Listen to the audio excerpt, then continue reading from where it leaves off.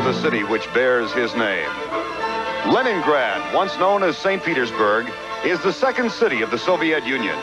It's an area dominated, ironically, by architectural opulence, the most notable example of which is the Hermitage Museum, once the winter palace of the Tsars, and site of a critical confrontation during the Bolshevik Revolution.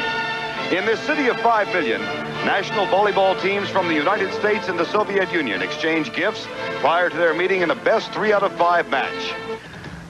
The American team is still riding the waves of exultation which have followed them in the wake of their Olympic gold medal winning effort in Los Angeles last summer. The Soviets were absent from the games, of course, but these two teams did meet last November in Kyoto, Japan. The Americans jumped out to a quick 2-0 lead, but the Soviets displayed tenacity, winning the next 3 games and the match. And now the rivalry is renewed in this foreboding setting.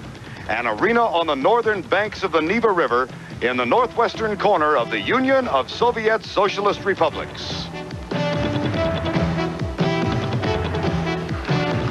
From Yubileyny Stadium in Leningrad in the Soviet Union, welcome to international volleyball competition between teams from the United States of America and the USSR. Good afternoon, everybody. I'm Vern Lundquist. Anytime sport takes on an international dimension, the fervor is heightened and the anticipation is enhanced. That is particularly the case when those teams involve the United States and the USSR.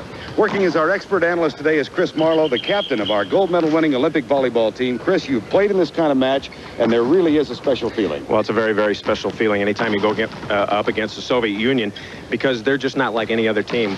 I know that as a player, when I would walk out onto the floor and I would listen to the national anthem, I knew that I was not only representing my country, but I knew that I had to be at my best.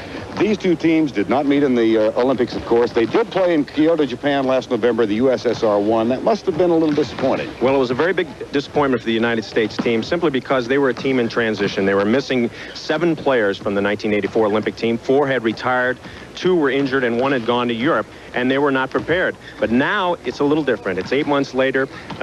They've replaced the retired players with young up-and-coming collegiate stars. The 2 other players have recovered, and they're healthy, and they really feel like they're going to be able to display their best talents today. And that transition is now complete because they've added a new coach, Marv Dunphy, to replace the sometimes controversial Doug Beal. I call him the always controversial Doug Beal, but it's true. Doug won a gold medal, and now it's up to Marv to carry on that torch. And it'll be interesting to see if his low-key style will be able to push this team on to a repeat gold medal in Seoul, Korea. Well, we can promise you this as you wait for that. In just a moment, the best 2 men's volleyball teams in the world will compete.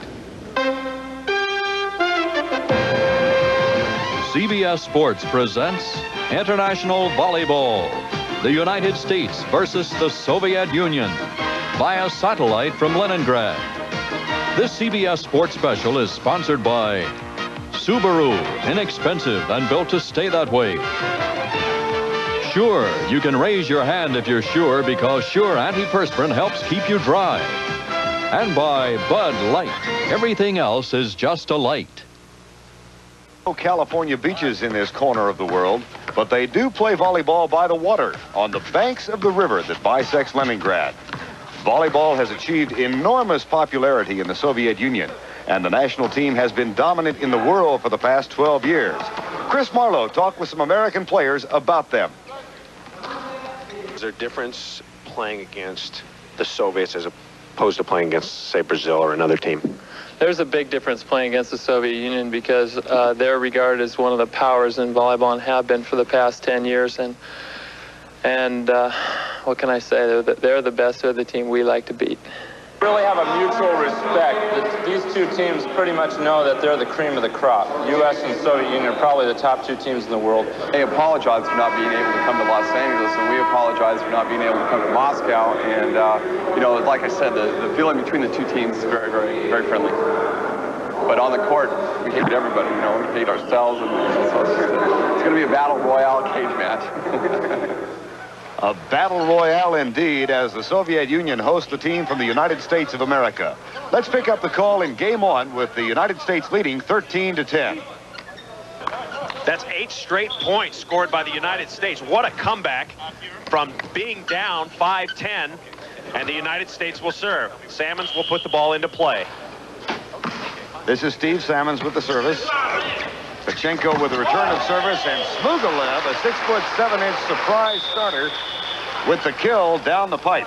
Smugalev has been doing a lot of damage, hitting the combination. Coach Platonov happy with Smugalev's play. Now Alexander Savin to serve for the USSR. This is Jeff Stork with the quick set. Craig Buck, the block by the Soviet Union. The dig by Zaitsev, the setter. And Smugalev again. Great save by the U.S. Ball tipped deep. Zaitsev with the set. He's 33 years of age. And that is off the block, out of bounds. And that's a point for the Soviet Union. Smugalev just everywhere, getting set a lot. He's a big left-handed player. Sometimes left-handers are more difficult to stop than right-handers because you don't see him quite as often. Alexander Savin with the service. Perhaps the best player in the world over the last 8 years. Karai with the block at the net. That's what the Soviets do best. Blocking at the net. That is their strength. And the United States starting to lose a little momentum as Alexander Savin serves. U.S. had trailed 5-10, had scored 8 straight points, but now it's 13-12. The United States still leading. And a great dig deep in the backcourt. Smugalev. Great play by Karai. Getting up. That just shows what kind of athletic ability Karch Karai has. Savin trying to figure out where that ball came from. Karch Karai has a 40-inch jump, and he can jump from a standing position, which is really amazing for a volleyball player. He also took part in the Superstars, Chris. Well, originally he wasn't invited to take part, but they couldn't use Greg Louganis. Louganis couldn't go, so they decided to insert a volleyball player to round out the field, and Karch won the volleyball competition, won the Superstars, and then placed second in the overall to Mark Gastineau. Off the block, out, side out, USSR. So the opportunity to really gain ground goes awry. Alexander Sorkolet, number 10. He's 6'5" and one of the shorter of the Soviet team. Here comes the power serve by Smugalev. Out. Side out, USA. So one of the problems with that jump power serve, as in the Olympics with the Brazilians, it's effective when it goes in, but it can hurt you when it goes out. This the first game in a best-of-5 match in Leningrad. Smugalev again. Smugalev for Azar. He's just playing out of his mind. He's been a very consistent player inconsistent player the last 3 years, and it's this kind of consistency that their coaches are really looking for. Looks like a gigantic Omar Sharif. Zhivago. Second option. Great save by the Soviets. Smugalev again on the defense. Stork with the set outside. Blocked. Looked like it went out of bounds. Should be. Side out, United States. Oh, wait a second. Now, Berzes is claiming that the ball went off the block out of bounds. The Soviet referee is claiming that the ball hit the antenna, was outside. The American umpire is saying that the Soviet player hit the net. Karch Karai is saying there was a touch. Marv Dunphy can't believe it. This is the kind of argument you sometimes get in international volleyball. Okay, Stork sets the ball over his head. Berzens goes up, hits the ball into the block and out of bounds. Should be side out United States. But it's not. And as a result, the Soviet Union serving.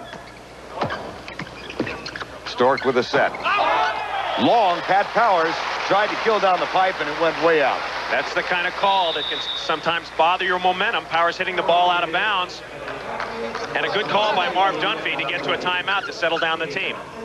Can that kind of call linger now, Chris? Well, you expect when you're a player that you will get some unfavorable calls when you go to other countries. And sometimes when you come into the huddle, you're talking about, hey, that guy is working us over, he's cheating. And it's up to the coach to kind of calm them down and get their minds back on volleyball, getting a side out. And Marv Dunphy is very good at doing that. Marv Dunphy has concluded his conversation, and Vyacheslav Platonov, the USSR coach, must be pleased with his team's comeback now. They were down 13-10. They have tied it up at 13-13.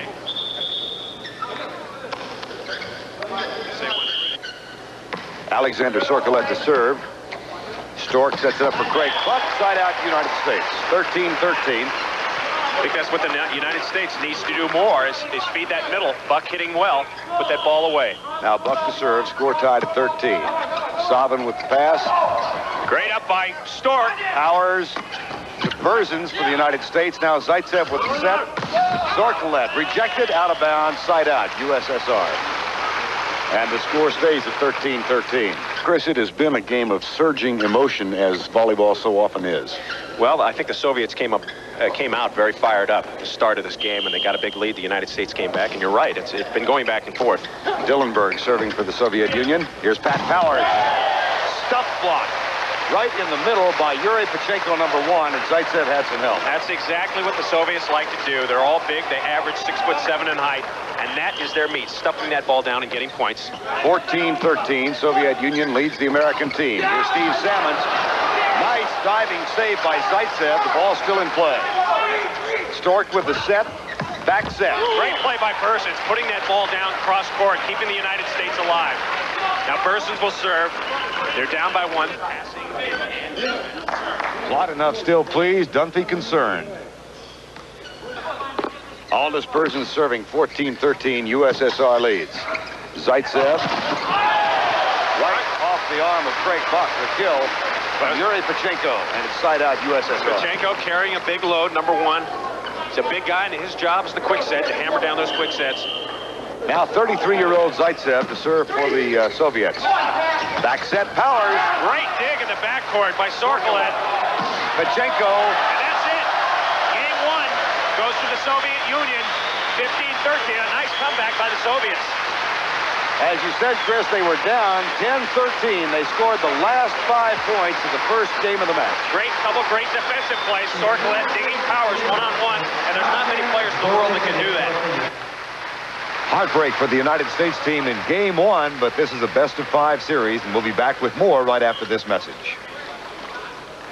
Yubilini Stadium in Leningrad in the Soviet Union. A tough loss for the United States in Game 1. They lose 13-15, and they really seemed, Chris, to play uninspired in spurts in the second game. They got off to a bad start, Vern, and then they made a nice little comeback, but you know, you can't expect to win games, you know, when stuff like this happens. I mean, Powers serves into the net. Then Timmons goes back and knows that Powers just served into the net. He's going to get it in, right?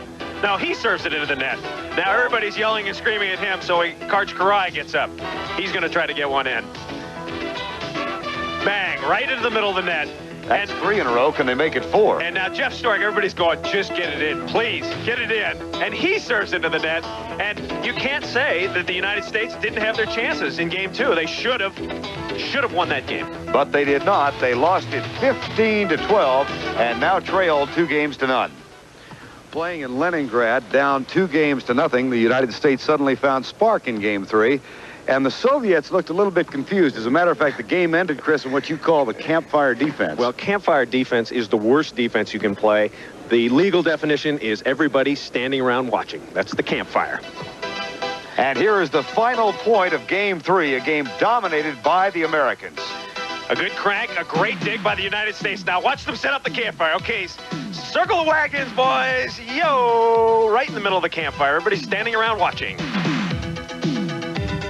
Well, there were smiles as the United States team staved off elimination. They won Game 3, 15-8. In Game 4, a couple of key substitutions sparked the United States team to the win. The first was Steve Timmons. Steve Timmons was a key member of our 1984 Olympic team, and he's been hampered by injuries, especially a major knee surgery. He's coming back now, and he's regaining the form that made him one of the top power spikers in the world, putting that ball away and giving the U.S. a lift in Game 4.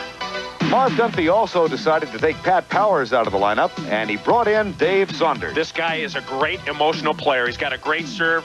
He talks it up. He gets everybody going, and he really made a difference. And on the outside, he's got unlimited heat, as I call it, blasting through the block and down, and he really was the big difference in Game 4. It was the combination of Saunders and Timmons who collaborated to lead the United States to a 15-9 win. And that means that Game 5 is coming up. And Chris Marlowe back in Leningrad for Game 5 between the USA and the USSR. They are tied at 2. These are not only the 2 best volleyball teams, they feature 2 of the best players in the world. Here's the man, Alexander Sabin, the best player in the world since 1977. He was named to the all-world first team in 1978 and 1982, and he has a 42-inch vertical, which really helps him on spikes like that. But this is where he really earns his rubles, blocking at the net. You watch him go up, pike, stuff the ball back, and gain a point for the Soviets. And the heir apparent, Karch Karai. Well, Karch is the United States' best player. And he is coming right up on Savin because he can do so much. He's a great all-around player. He can pass. And his 40-inch vertical allows him to get over the net and stuff block. And he's also a great outside hitter. Despite being only 6'3", he can really hammer it, especially in crunch time.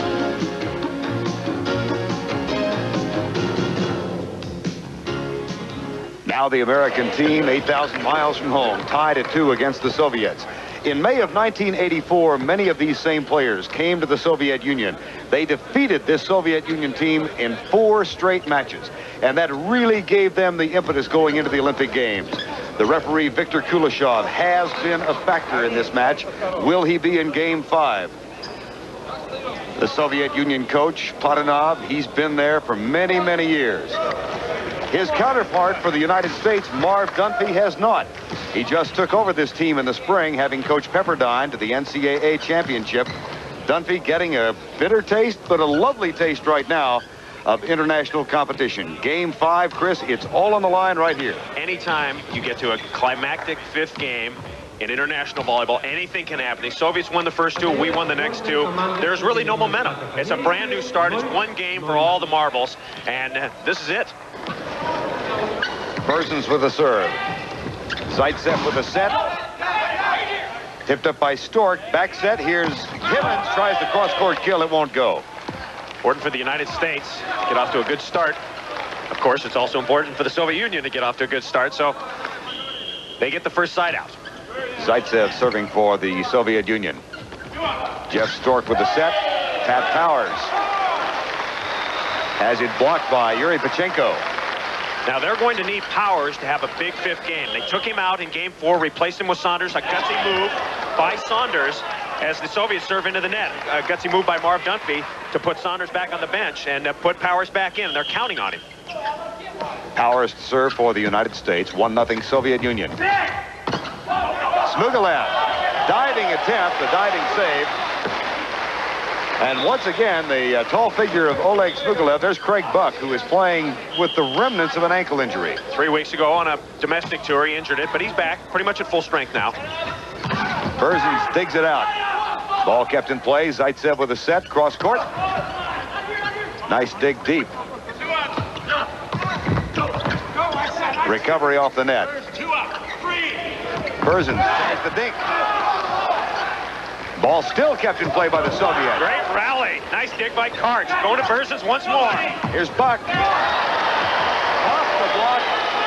Side out USA. Nice play by 28-year-old Aldis Berzins. Taking a little rest.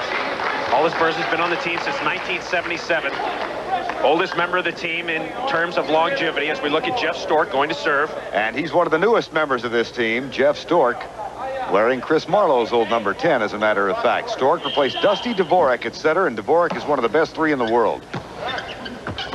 Zaitsev, perhaps the best in the world. Excellent block at the net. Pat Powers getting over the net, stuffing the ball down, and when you see Pat Powers smile, that's always a good sign. Now watch the block form here. Powers goes up, stuffs it, over the coverage and down. Not a bad place. He liked that. Stork again. Net. Side out USSR. Unusual for Jeff to serve the ball into the net, simply because Jeff Stork has one of the better serves on the team, and he's counted on to get points. There's Sorkolet. That's an ace. United States just let that one go. Berzins thought Karch had it. Karch thought Berzins had it. Alexander Sorkolet serving. Great kill at the middle of the net by Craig Buck. Nice to have the big fella in there at 6'8". Puts those quick sets away very easily. One of the stars of the gold medal effort. And the kill from the opposite direction by the USSR. It's called the combination play or second option. Second man coming in, hitting behind the fake as Savin goes to serve. This is perhaps the weakest part of his game, is his serve. He's really got a lollipop, easy to pass. Savin with a pass. Now Zaitsev. Great dig by Pat Powers to keep it in play for the United States. And here's Powers. Oh, my! Powers out of the back row, putting the facial on Zaitsev. Karch all the way across the court. Watch Powers coming out behind the 10-foot line. Unloads Zaitsev. Oh, that is called the facial disgracial. Right in the mug. Watch Powers administered by Powers, accepted by Zaitsev. Right in the face. He just went from 33 years of age to 36 in a quick hurry. That can rearrange your dental plates. Great play by Pat Powers. That's the kind of play that can really get the United States fired up. Alexander Sorkolet, number 10. We are tied at 2, Game 5, best-of-5 series. Almost shanked by Smugalev of the Soviet Union. A lot of indecision on the Soviets. Smugalev having to bump it over. Now Buck gets ready for the quick set from Stork. They'll try it again, and Stork will take it from the left-handed position. Well, that's one of the big advantages that Jeff Stork has. He's 6'5", he's left-handed, and when the ball is set up to the net like that, he has the option to hit. And anytime you have a left-handed setter, it's worth 2 or 3 points a game. Here's a rather poor return of service by Smugalev again. Kept in play by Stork of the United States.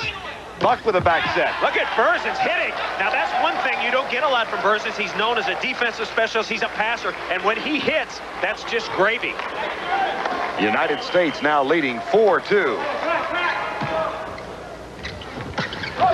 There's the answer. Nice kill in the middle. That's Dillenberg, Albert Dillenberg, number 4, one of their young bucks. The United States doing a good job of serving Smugalev, who's not a great pass receiver. Here he comes with a jump power serve. Oh, what a big shot. What a great maneuver by Craig Buck. This is a lot like the changeup in baseball. You watch Buck come in, and everybody's expecting a 100-mile-an-hour heater, and he just touches the ball and drops it in. Smart shot by Buck. Side out, USA. Americans lead this best-of-5 series 4-2. Best-of-5 fifth Oh, my game. God, that's something you never see. Alexander Savin. The United States fans getting a little fired up when they see that. Alexander Savin passing the ball out of bounds, literally. There's a group of 50 American students here in Leningrad. They're cheering the American team on. Back in a moment. We're back in Leningrad, where the United States team leads the Soviet Union 5-2 in this decisive 5th game of the match. Before the timeout, you saw a great play by Pat Powers. Powers coming from the backcourt, leaping from behind the 10-foot line, killing the ball over an 8-foot net into the faces of Vyacheslav Zaitsev. Now, that was not a planned play, but it is a part of the American arsenal. Here's Chris Marlowe with more. One of the big reasons the United States won the gold medal in Los Angeles in 1984 was their excellence at spiking from behind the 10-foot line. What is the 10-foot line? Well, quite simply, it's a line that designates where players are allowed to spike from. For example, when the ball is put into play, if you're one of the 3 players that is in the front row, you're allowed to spike anywhere on the floor. But if you're one of the players in the back row behind this line, you can only spike at the net if you take off behind the 10-foot line, which is quite an athletic feat.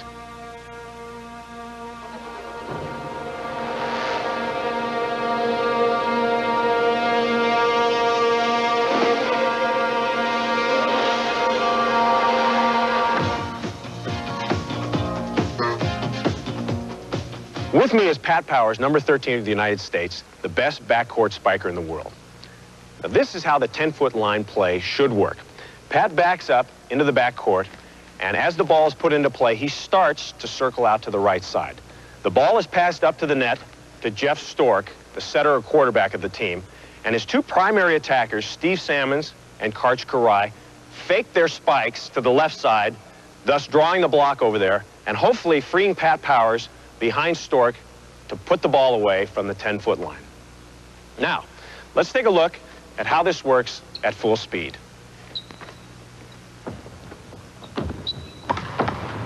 Powers coming through and putting the ball away.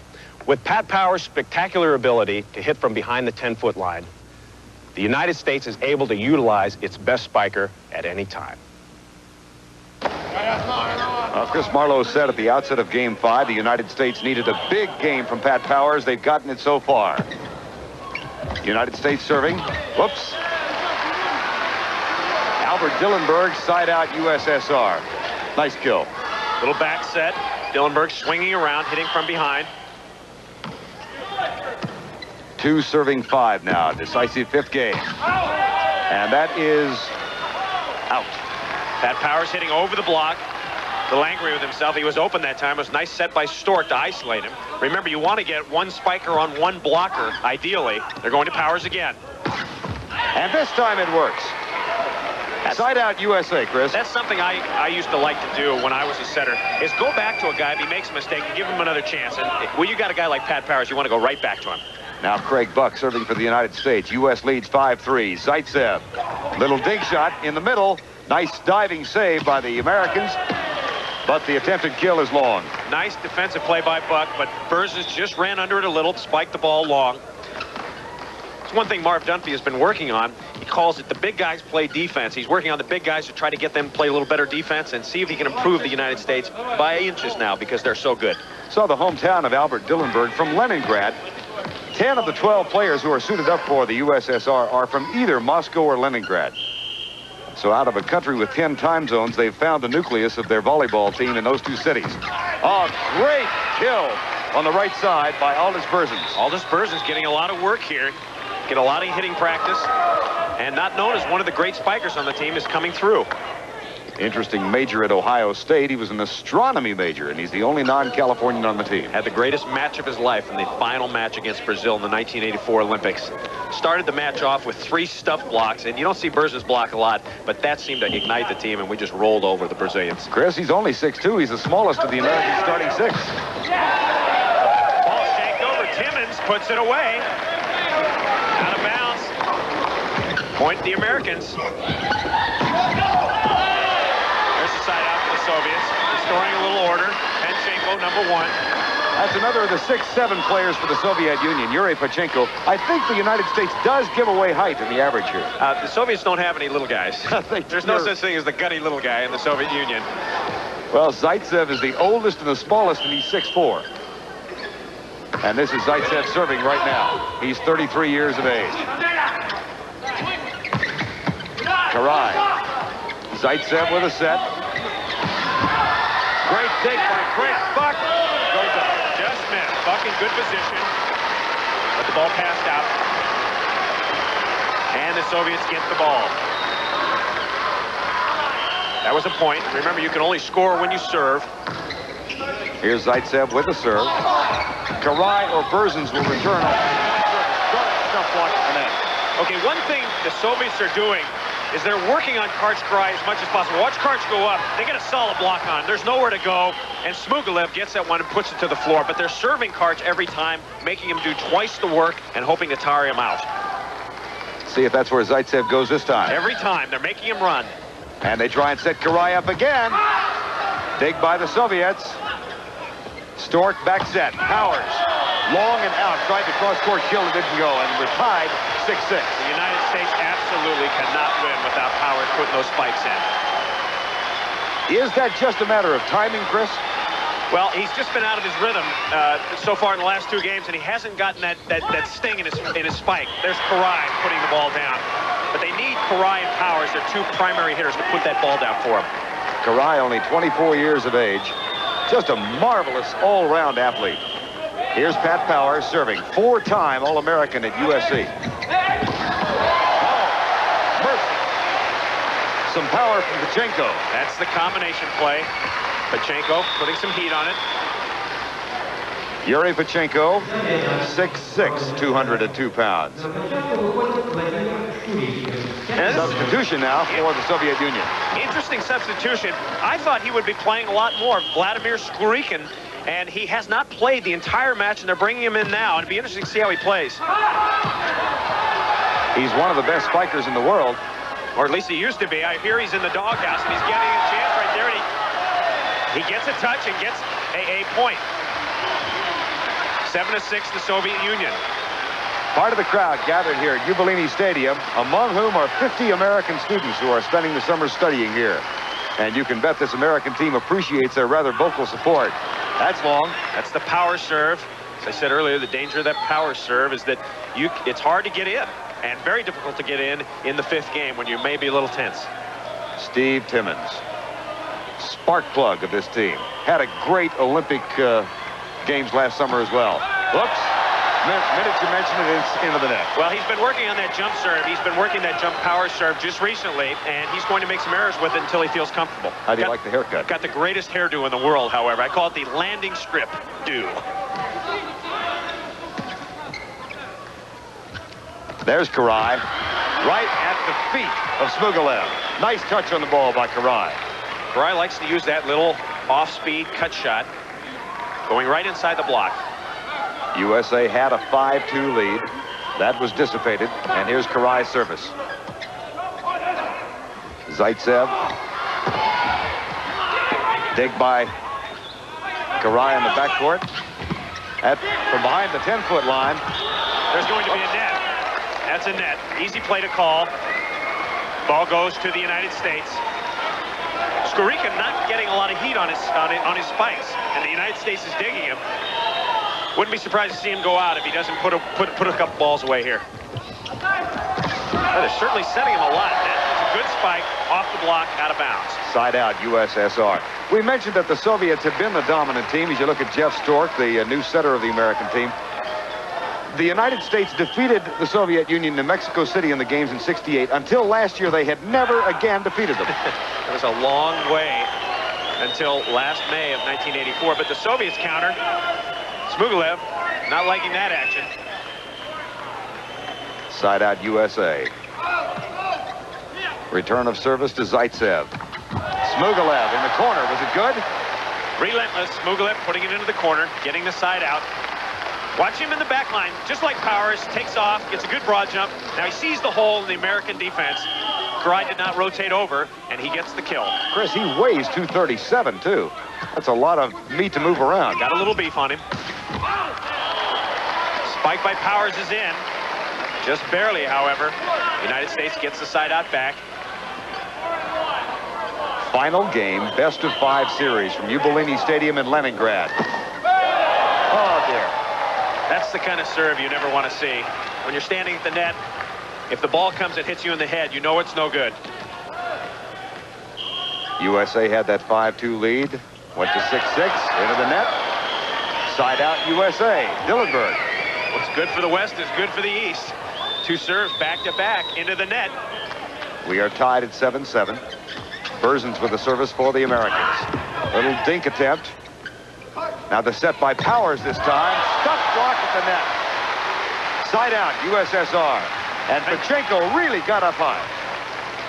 Block is very tightly formed here. Watch them go up, swing block, and stuff it to the floor. Not much the United States can do about that. And what the United States needs to do to counteract that is set the middle more. Work Buck and Timmons and free Karch Karai one-on-one on the outside. That's what Karai needs. Soviet serving. 7-7 game. Ball still in play, and the kill cross court made. The Soviet Union has now taken an 8-7 lead. In game 5, at the 8th point, the teams will change sides. So the 5-2 American lead has gone by the wayside. The Soviets lead with timeout on the court. Back in Leningrad with the Soviet Union leading the United States 8-7. Game 5, we come to you via satellite from Ubelini Stadium. Yuri Pachenko serving for the USSR. Timmons with the kill. Steve Timmons. A great story for the United States. He was cut from the team in 1982, going to the World Championships. He walked outside, and he got to get into his car to drive home. All his luggage was stolen. His car was broken into, and he said to me, visibly distraught, "This is never going to happen to me again." He went on a weightlifting program, and within 1 year, he was one of the best players in the world. Off the head, the Soviets keep it in play. 8-7, Soviets lead. Karai. Karch Karai, number 15. Karch very effective when he's one-on-one. And a lot of that set up by Buck and Timmons going hard in the middle and drawing that middle blocker away. The United States will serve with the score now tied at 8. Zaitsev with the set. Smugalev, that left-handed kill. Buck with a back set for the American team. Off the block and out of bounds. Another good kill for Karai, hitting high off the block. He was hitting a little low before and they were stuffing him, but he hits high off Savin, out of bounds, point, United States. Interesting contrast, Alexander Savin perhaps fading as a superstar and Karai coming on. Well, certainly in this game, Karai has outplayed him, but don't count Savin out. He always comes through in the clutch also. So does Smugalev, it appears, Chris. They're really going to him a lot. They count on him a lot like the United States is counting on Karai and Powers, and they're going to him, and he's producing. Oleg Smugalev has been a key factor in this game. Now Alexander Savin at the age of 28. Well, my gracious, that is totally unexpected from him. He looks a little tired to me, and perhaps he laid out a month with a back injury. Perhaps he's not in as good a shape as he should be. Side out USA. Zaitsev. That ball's out. Skorikin. Well, now the Americans are claiming it clearly was across the line. Yeah, but the Americans don't count in this situation. The referee calling it over to the Soviets. There's a yellow warning to the American team. If he gives them a red, he could assess a point. Skorikin goes up on the outside, hits the ball, and it looks to be out. Although you never can tell. Been some questionable refereeing. You know, these guys may not have invented the word homer, but they certainly know how to define it. But there perhaps is some justice left here in Leningrad as Smugalev serves into the net. So it's side out USA. He has a conscience. Score tied at 8. Final game of the match. Smugalev, nice dig in the backcourt by Karai. Buck with a back set. Berzins. Dig by Pachenko, but he didn't realize that the big fella Buck was just waiting for him. Okay, take a look. The ball comes up, and he goes, hey, I'm going to play one. I'm just going to stuff this down. But the tall wall was right there, Craig Buck, to stuff that ball down. Craig is the tallest of the Americans at 6'8". Now Jeff Stork played for Marv Dunphy at Pepperdine. Cross-court kill, side out. Shurikin, you were told before the match that his coach is trying to stimulate him. He's obviously in the doghouse. Well, he just hasn't played that much, and it's interesting that they don't start him, and now they put him in the climactic 5th game, as we see a substitution coming in for the Soviet Union. Ivanov, number 12, 6'9", the tallest of the Soviets. Get a little blocking in the front line. Skorikin will serve. Buck in the middle. Really coming on here. Jeff Stork doing a great job of mixing it up, and he's only had really 1 year of experience, and when he gets 3 or 4 years of playing with the national team, he could develop into one of the best setters in the world. Got the talent. Nice dig by Stork. Now go to Berzins again. Covered off the net. Good. Still in play. Great dig by Zaitsev of the Soviet Union. And what a rally we've got going now. These are the kind of rallies you want to win. Berzins puts it down. Great spike by Berzins. Cross court, ending the rally. These long rallies are worth 2 points. The ball's popped off the block. Nice recovery. 2 good plays by Stork. Now here comes the shortest guy on either side. Berzins goes up and cranks it cross court. Point USA. That has given the Americans an 11-8 lead. Zaitsev tries to dink it across the net, covers it out of the net. And from the backcourt, that's Skorikin out of bounds. Another point to the United States. United States turning it on here. Karch whooping it up. Jeff Stork whooping it up. And timeout has been called. U.S. has 2 left. Soviet Union is out of timeouts, and the United States leads 12-8. Soviet Union 12-8 in this decisive 5th game here in Leningrad. Vyacheslav Platonov, the longtime coach of the Soviet Union. He's been here before. Marv Dunphy has not. Dunphy is the new American coach facing Platonov for the first time. He talked about it with Chris Marlowe. Again, I can't speak for the fall because I wasn't involved, but I know the new players have responded very well. We got Cuba 4 straight, swept them for maybe the first time ever. Bulgaria 3 in a row, Korea twice, Japan once, and I just have to knock on wood. I just got to look ahead. I can't look back because I wasn't there, but our new young guys have done a real nice job. Is there a sense of anticipation going to the Soviet Union? Do you get a chance to maybe prove that we do have the, quote, best all-around team in the world? Well, I don't think any one match is going to prove anything. I think it's over time, and I think over time that will decide who is the best and who is maybe second best or third best. And I think on a given night, you know, we could jump up and beat them, and maybe on a given night they could beat us. And that one match is not going to make the 12-year history of the Soviets dominating the world. We can't just say, hey, we're the best forever because we win one match. But we're there. We're amongst the best, and I perceive us as being the best, and I plan on winning every match. Well, they've certainly shown that tenacity today. Craig Buck serving for the United States. Good dig in the backcourt by Karai. U.S. leads 12-8. Buck hits it off Smugalev, and that's another point. Buck in the United States really turning it on, putting it to the Soviets now. The ball set up by Stork, and Buck just languishing in the back row, not known for his back row spike. Right at Smugalev. Shankarama right out of bounds. Point USA. Well, Smugalev has been such a factor in this game offensively, but he has shown some deficiencies on the defense. Not exactly a defensive wizard. And that's good for the United States as Buck goes to serve. 13-8, United States leads. Zaitsev with the set. Nice dig by Stork to save it for the U.S. Out serve. And a diving save by Stork. Set by Timmons. That's Smugalev in the backcourt. Point U.S. Unbelievable block. Savin on his wallet. Berzins, Powers, and Timmons applying the roof. This is a trio that really got high. This is called the heavy roof with an extended awning. 14-8, United States. They lost the first two games. Take a look at it again. Three-man block, just over and down. See ya. And the kid with a helicopter hairdo in the middle made the block. That's Steve Timmons. Now Craig Buck. Point match game point. match. Zaitsev puts it away for the Soviets. Side out, USSR. Good quick set. Dillenberg to serve. This is Albert Dillenberg of the USSR.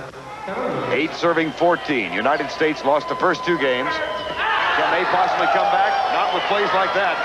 Certainly not the time to serve out, but don't count the Soviets out. They have a tremendous team, and they have made a number of great comebacks over the years from situations just like this. Smugalev on the outside. Side out, USSR. That's Yuri Pachenko.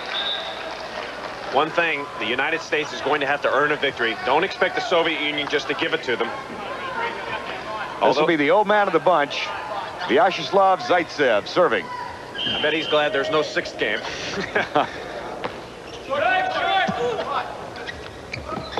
Little dink. Timmons just dinking it down. Expecting the heat. They got the off-speed shot. Zaitsev looking very, very tired right now. Watch, Timmons goes up, right in the middle. Right over Savin and down. No way to get that ball up. Now Pat Powers for the match. Smugalev with the return of service. Side out, USSR again. This is what they do so well under pressure. They've played so long together. They're such a great team, and they continue to put the ball away. Karch Karai. I think he thinks his team has got it, but it's not in the bag yet. Substitution now for the Soviets. All right, coming into the game. That's number 6. He's going to serve and play the back row. Sergei Gribov from Leningrad. 6'5", 26-year-older. Berzins with a return of service. The spike, the kill. Karai once more. I'll tell you why it's never in the bag, Vern. We had a 12-5 lead with a chance to place in the top 4 at the World Championships, and Bulgaria came back and scored 8 unanswered and got to 15 and beat us 15-12, thus eliminating us. So it's never over until it's over, and that's it. Karch Karai putting the icing on the cake, and the United States has done it. This is a U.S. bunch that has been on the road for the better part of 4 months. They just came from a week in Cuba. Marv Dunphy's team comes to the Soviet Union before a hostile crowd and a very, very talented Soviet Union team. They lose the first 2 games, come back to win the next 3. The captain, Karch Karai. The scores of the match, 13-15, 12-15, 15-8, 15-9, and 15-8. An amazing win. Just a tremendous win for U.S. volleyball. And if there was any tarnish on the United States gold medals, it's gone now. The last point. The ball is just shanked right over the net. There's Karch waiting for it. Taps it down. And exultation. Second guessers said the U.S. would not have won the gold had the Soviets been in Los Angeles. I don't think they can say that now. Karch tapping it down. And it's almost as if an invisible monkey has been lifted, a burden from their shoulders. It wasn't the Olympics, but it's a great feeling to win against the Soviet Union, in the Soviet Union, with their people officiating the match. It's one of the biggest all-time wins for the United States. And a small number of American fans who were here absolutely loved it. Back in Leningrad in a moment. States of America, the Carrot Top Kid, Steve Timmons, serving for the United States. U.S. making a great comeback here in Leningrad. Poor return of service, and Karch Karai at the net tips it away. And the exuberance on the faces and in the gestures of the American youngsters as they defeat the Soviet Union in Leningrad. Now let's go to Chris Marlowe on the court. With me, the very happy coach of the United States, Marv Dunphy, and the extremely happy player and captain, Karch Karai. Well, Marv, it wasn't exactly the 1984 Olympics, but revenge is sweet on the Soviets. I don't look backwards. They got us once after the Olympics, but we were the legitimate gold medal winners, and we played 5 good games and let them off the hook the first 2. We got them good tonight into the Soviet Union. Did the refereeing bother you? Not at all. We just had to keep playing a little bit longer, I guess. Okay, Karch Karai, I know that the refereeing bothers you. Well, you know me. I always get bothered by the referee, but you can use it to your advantage if the adrenaline starts going. One of the great comeback wins for the United States of all time? Well, we kind of got them back because they came back the same way on us in Japan, so now we're even. All right, congratulations. Thanks a lot. I know how it feels. All right. It was a great day for the American volleyball team as they win in the Soviet Union. For Chris Marlowe, I'm Vern Lundquist in Leningrad. Dos Svidania. This CBS Sports Special has been sponsored by Merrill Lynch. More resources, better solutions. They make Merrill Lynch people a breed apart. Allstate, for home, auto, business, health, and life. You're in good hands with Allstate. And by light beer from Miller. Everything you've always wanted in a beer, and less.